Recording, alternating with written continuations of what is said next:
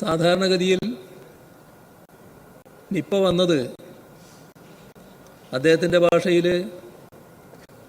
എരണം കെട്ടവർ ഇരിക്കുമ്പോൾ ആ രോഗം ഇങ്ങോട്ട് വന്നതാണ് എന്നാണ് അദ്ദേഹത്തിന് തോന്നിയിരുന്നത്. ഏതായാലും ആ എരണം കെട്ടവർ ചെയ്തൊരു കാര്യങ്ങളുണ്ടായിരുന്നു. അത് ഇവിടെ മരണപ്പെട്ടവരുടെ എണ്ണം ആ വർഷത്തത് അദ്ദേഹം എടുത്ത് ഉദ്ധരിച്ചപ്പോൾ സർ അപ്പുറത്ത് കൈയടിക്കുന്നത് കേട്ടല്ലോ. അത് എണ്ണം കെട്ടവരായതുകൊണ്ടല്ല, ആ രോഗത്തിൻ്റെ മാരകമായ പ്രഹരശേഷിയാണത് കാണിക്കുന്നത്. വളരെ ഗൗരവമായൊരു വിഷയത്തിൽ എങ്ങനെ അത്യന്തം ലാഘവത്തോടെ പ്രതികരിക്കാമെന്നതിൻ്റെ ഉദാഹരണമാണ് ബഹുമാനപ്പെട്ട ആരോഗ്യമന്ത്രിയുടെ മറുപടി. അദ്ദേഹം തുടങ്ങിയത് തന്നെ ഒരു ഭീകരാന്തരീക്ഷവും നിലനിൽക്കുന്നില്ല എന്ന് പറഞ്ഞുകൊണ്ടാണ്. അതിൻ്റെ ഭാഗമായി അദ്ദേഹം സമർത്ഥിക്കാൻ നോക്കിയ ഒരേ ഒരു പ്രശ്നം, നിപ്പ ബാധിച്ചയാൾ അതിൻ്റെ ഭാഗമായി മറ്റാരിലേക്കും രോഗം പടർന്നില്ല. അതൊരു നല്ല കാര്യം തന്നെയാണ്, ഒരു സംശയമില്ല. പക്ഷേ ആ ഘട്ടത്തിൽ കാണിച്ചിട്ടുള്ള ചെയ്തികൾ നിപ്പയെ പോലുള്ള ഒരു രോഗം വന്നാൽ സ്വീകരിക്കേണ്ട ചെയ്തികളായിരുന്നു. അതാണ് ഗൗരവമായി പരിശോധിക്കേണ്ട വിഷയം. ഇവിടെ ആരും മരണപ്പെട്ടില്ല, നല്ല കാര്യമാണ്. നിപ്പ മാരകശേഷിയുള്ള ഒരു രോഗമാണ് എന്നത് എല്ലാവർക്കും ബോധ്യമുള്ള കാര്യമാണ്. അത്തരമൊരു രോഗത്തിനൊരാൾ ഇരയായാൽ, അത് ഒരാളായാൽ തന്നെ അടിയന്തരമായുള്ള പ്രതിരോധ നടപടികൾ സ്വീകരിക്കുക എന്നുള്ളതാണ് പ്രധാനം. ആ നടപടികളിൽ വലിയ കാലതാമസമാണ് വന്നത്. സാധാരണഗതിയിൽ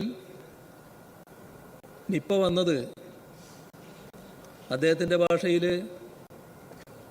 എരണം കെട്ടവർ ഇരിക്കുമ്പോൾ ആ രോഗം ഇങ്ങോട്ട് വന്നതാണ് എന്നാണ് അദ്ദേഹത്തിന് തോന്നിയിരുന്നത്. ഏതായാലും ആ എണ്ണം കെട്ടവർ ചെയ്തൊരു കാര്യങ്ങളുണ്ടായിരുന്നു. അത് ഇവിടെ മരണപ്പെട്ടവരുടെ എണ്ണം ആ വർഷത്തത് അദ്ദേഹം എടുത്ത് ഉദ്ധരിച്ചപ്പോൾ സർ അപ്പുറത്ത് കൈയടിക്കുന്നത് കേട്ടല്ലോ. അത് എണ്ണം കെട്ടവരായതുകൊണ്ടല്ല, ആ രോഗത്തിൻ്റെ മാരകമായ പ്രഹരശേഷിയാണത് കാണിക്കുന്നത്. അങ്ങനെ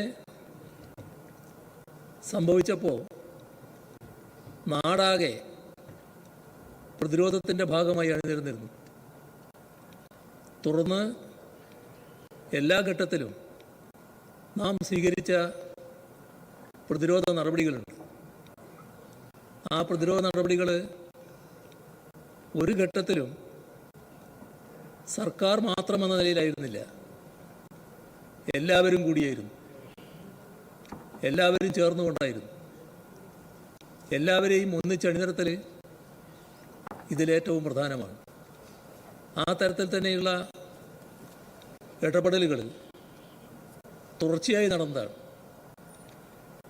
എപ്പോഴെല്ലാം നിപ ബാധയുണ്ടായോ ആ ഘട്ടത്തിലെല്ലാം ആ തരത്തിലുള്ള പ്രതിരോധ നടപടികളുണ്ടായിരുന്നു. സർ, അതിൽ ഒരു കാര്യങ്ങളെല്ലാം നമ്മുടെ ആരോഗ്യരംഗത്തുള്ള വിദഗ്ധരും അതിനെ സഹായിക്കേണ്ട മറ്റ് ഉദ്യോഗസ്ഥരുമെല്ലാം ചെയ്യും. എന്നാൽ അതിനെല്ലാം ഒരു ജാഗ്രത കൂട്ടാൻ ഏകോപനം ഉറപ്പിക്കാൻ സർക്കാർ എന്ന നിലക്ക് നിർവഹിക്കേണ്ട ബാധ്യതയുണ്ട്. ആ ബാധ്യത ഏറ്റവും കൂടുതൽ നിർവഹിക്കേണ്ടത് ഇതുപോലൊരു രോഗമാകുമ്പോൾ ആരോഗ്യമന്ത്രി തന്നെയാണ്.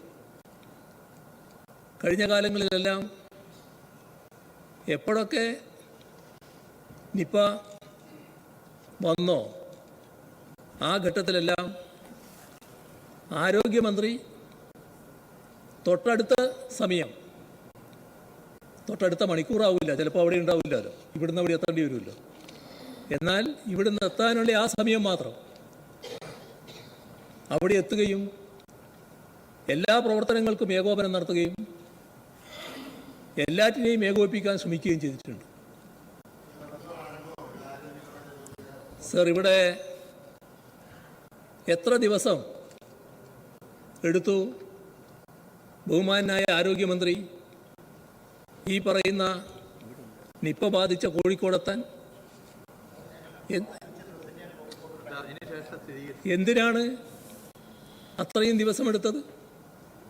അദ്ദേഹം ഉണ്ട് എന്ന് പറയുന്നത് ആ സമയം സ്ഥിരീകരിച്ചിട്ടില്ല. നമുക്കറിയാലോ അദ്ദേഹം കോഴിക്കോടുകാരനാണ്, ഇത് എല്ലാവർക്കും അറിയാമല്ലോ. അദ്ദേഹം കോഴിക്കോട് ഉണ്ടായിട്ടുണ്ടാവും, പക്ഷേ ആ സമയം സ്ഥിരീകരിച്ചിട്ടില്ല. സ്ഥിരീകരിച്ച സമയം അദ്ദേഹം ഇവിടെയാണ്. മറ്റെല്ലാം മാറ്റിവെച്ച് അവിടെ എത്തി കാര്യങ്ങൾക്ക് നേതൃത്വം കൊടുത്ത് എല്ലാവരെയും ഏകോപിപ്പിക്കാൻ ശ്രമിക്കണ്ടേ? ആ ശ്രമം ഉണ്ടായോ? എന്തുകൊണ്ടാണ് ഇല്ലാതിരുന്നത്? അപ്പോൾ സാധാരണഗതിയിൽ ചെയ്യേണ്ട കാര്യങ്ങൾ ചെയ്തില്ല എന്നത് നാം കാണണം. ഇവിടെ അദ്ദേഹം പറയുകയുണ്ടായി, ഭരണം മാറിയത് അറിയാത്ത ഉദ്യോഗസ്ഥരുണ്ട്, അവരുടെ കസേര ഒന്ന് മാറുന്നു മാത്രമേ ഉള്ളൂ.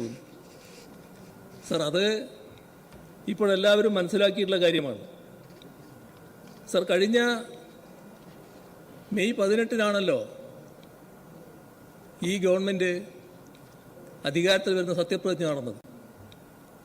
സർ, സാധാരണഗതിയിൽ അതിനുശേഷമല്ലേ ഗവൺമെൻറ് ചെയ്യാൻ കഴിയും. അതിനുശേഷം ചെയ്യേണ്ട കാര്യങ്ങൾ അത് കൃത്യമായി ചെയ്തോ? അതാണ് പരിശോധിക്കേണ്ട കാര്യം.